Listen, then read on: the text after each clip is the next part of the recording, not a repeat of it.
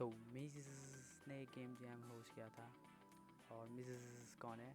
Who knows, some random guy on the internet. तो game jam मेरे लिए start हुआ था 15 अगस्त 7:30 AM। कौन उठे? तो इस गेम की कोई पर्टिकुलर थीम तो नहीं थी। मैंने एक 1 बीट का आर्ट किट दिया था जिसमें 1000 टाइल सेट्स थे। 1 मिनट क्या? सो बेसिकली रूल था कि इनमें से मतलब सिर्फ इस टाइल सेट्स का यूज़ करके कुछ बनाना है। तो मैंने चेक करा कि एग्जाम्पल्स में क्या क्या है, तो बहुत सारे एग्जाम्पल्स थे। प्लेटफॉर्मर सही लगा, तो बहुत सारी मशक्क़त के बाद मैंने इस स्टाइल को यूज़ करने का सोचा। तो ये सारी चीज़ चूज़ करने के बाद मेरे को लगा कि प्लेटफॉर्मर ही सबसे बेस्ट ऑप्शन है, क्योंकि ये गेम जेम सिर्फ 48 आवर्स का था। तो इस प्लेटफॉर्मर के लिए मैंने रूल टाइल का इस्तेमाल किया, जो यूनिटी के 2D एक्स्ट्रा फीचर का पार्ट है। और ये कोड सॉफ्टवेयर साथ नहीं आता है, इसको गिटहब से अलग इंस्टॉल करना पड़ता है। बेसिकली करता क्या है कि हम हर एक इंडिविजुअल टाइल का रूल सेट करते हैं, और अगर टाइल को सिलेक्ट करने के बाद मैंने इसको ड्रैग करा तो ये अपने बगल में वो टाइल पुट करेगा जिस हिसाब से इसका लॉजिक के साथ कंफर्टेबल होगा। इससे क्या होता है कि लेवल डिज़ाइन करना पेंट की तरह हो जाता है, पर बेसिकली इंडिविजुअल लॉजिक सेलेक्ट करना तो सर दर्द है, क्योंकि कभी कभी ये बकचोदियाँ बिगाड़ता है। कैसे? अगर कोई टाइल किसी और टाइल के डायगोनल में है तो वहाँ पर बहुत दिक्कत होती है, बट स्टिल क्लासिक मेथड से ये मेथड बहुत तगड़ा है कि इससे जब मैं लेवल डिज़ाइन करते वक्त फटाफट उसे मिटा भी सकता हूँ, उसी में इंटीग्रेट भी कर सकता हूँ। पर ये फीचर थोड़ा बगी है क्योंकि ये कोर सॉफ्टवेयर के साथ नहीं आता है और ये कंटिन्यूस डेवलपमेंट में रहता है। यहाँ पर पहुँचते पहुँचते मैंने लगभग प्लेयर कंट्रोल्स तो कंप्लीट कर दिए थे। अब बचा था प्लेयर जंप। अब मैं चाहता था कि प्लेयर हवा में भी कंट्रोल हो, सो इसके लिए मैंने फिर कोड लेना शुरू करा। और ये ज़्यादा मुश्किल था नहीं, क्योंकि मुझे फिजिक्स का ज़्यादा ध्यान रखना था नहीं, और लगभग 2-3 घंटे में हो गया था। लेकिन मैंने प्लेयर का स्पेसिफिक जंप कम रखा, क्योंकि आगे मैं जंप पैड का यूज़ करने वाला हूँ, और जंप पैड से तुम्हें बूस्ट मिल जाएगा अगर तुम्हें और ज़्यादा ऊपर कूदना है तो बस आज के लिए काफ़ी है, क्योंकि बहुत टाइम हो गया इसमें काम करते करते और मेरी आँखों में बहुत दर्द हो रहा। तो अगले दिन जब मैंने प्लेयर के अटैक एनिमेशन पर काम करना शुरू करा तो मैंने सोचा कि किसी नाइफ़ को पकड़ के मारने के बजाय इसे मैं शूटेबल ऑब्जेक्ट पर कन्वर्ट करके कर सकता हूँ। तो मैंने उसी टाइल सेट में से एक एसेट छांटा जो मून टाइप का दिखता था, और मैंने उसको कन्वर्ट कर दिया शूटेबल ऑब्जेक्ट पे। तो बेसिकली लिमिटेड रेंज होगा, लेकिन सिर्फ हॉरिजॉन्टली शूट करेगा बिना एम करे।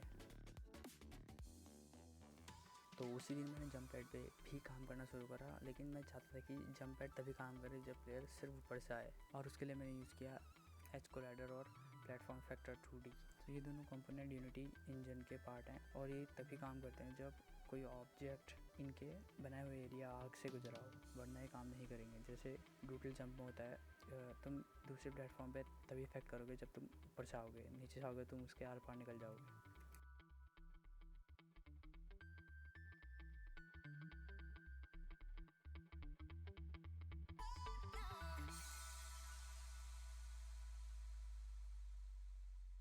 तो फिर अगले दिन मैंने मेन मेनू पे काम करना शुरू करा, और मैंने मेन मेनू बिल्कुल स्क्रैच से बनाया है। तो बेसिकली मैंने बटन भी खुद ही बनाए, क्योंकि पिछली बार वाला मेन मेनू मैंने कहीं से कॉपी मारा था। बेसिकली उसका लाइसेंस तो ओपन सोर्स था, लेकिन अब इसमें इस गेम चेन पे मेरे पास टाइम था, तो मैंने क्या करा कि एक सॉफ्टवेयर था पिक्सल आर्ट के लिए, उस पर मैंने बटन बनाया। उसके बाद यूनिटी पे एक्सपोर्ट करके उसमें जितने भी टेक्स्ट थे सारे ओपन सोर्स थे, उनके साथ काम करना शुरू करा। तो बेसिकली मेन मेनू, पॉज मेनू, गेम ओवर मेनू और गेम कंप्लीट मेनू, ये तीनों मेनू मैंने एक ही बटन से मिलकर बनाया है। और जितनी भी इसकी एनिमेशंस थी, बैकग्राउंड कोड था, वो बनने के बाद मैंने सबको एक साथ लिंक करने का सोचा, क्योंकि यूनिटी काम करता है सीन बाय सीन पे। तो मेन मेनू एक दूसरे सीन पे था और बाकी सारे किसी अलग सीन पे, तो उनको लिंक करना जरूरी था, और ये भी हो गया था। लेकिन बहुत सारे बग आए बीच में, क्योंकि कई बार प्लेयर एनिमेशन चल नहीं रही थी। वो इसलिए हो रहा था क्योंकि मैंने इसका जो टाइम स्केल था वो 0 कर दिया था, और मैं इसे 1 नहीं कर पा रहा था जैसे ही नया मेन में स्टार्ट हो रहा था, और साउंड की भी बहुत दिक्कत आई। तो बाद में मेरे को पता चला कि साउंड की दिक्कत इसलिए आ रही थी क्योंकि जब नया सीन लोड हो रहा था तो वो पिछले बार के जितने भी ऑडियो थे उन सबको डिस्ट्रॉय कर दे रहा था। तो मुझे उसको डोंट डिस्ट्रॉय वाले कोड में डालना था। तो उसके बाद वो सही हो गया था, फाइनली हो गया था, और ये कुछ ऐसा दिख रहा था।